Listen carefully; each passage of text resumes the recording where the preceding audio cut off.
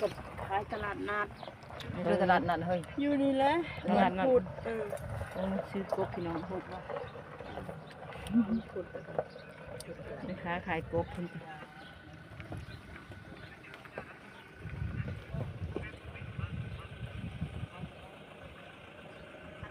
นั่งข้างนอกให้ดูดูว่านั่งข้างนอกเพิ่นก็ได้เฮ้ยเบิ่งนี่เด้อเฮ้ยเด้อเบิ่งกบนี่เด้อเฮ้ยนี่กบมาซื้อกบเด้อพี่น้องเด้อมันนาคำไต้นี่ก็เขียดโอ้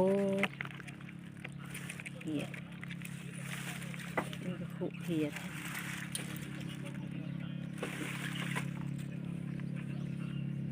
ตะเขียดทั้งหมดเลยอันนี้มากรอกกรอกใช้น้ำเปรี้ยว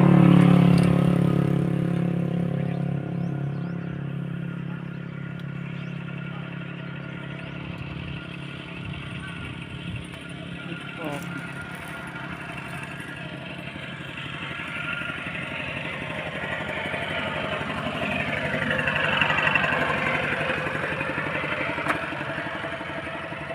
แม่ค้า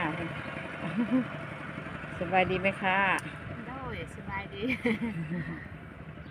ยิ้มเปื่อยๆนะคะ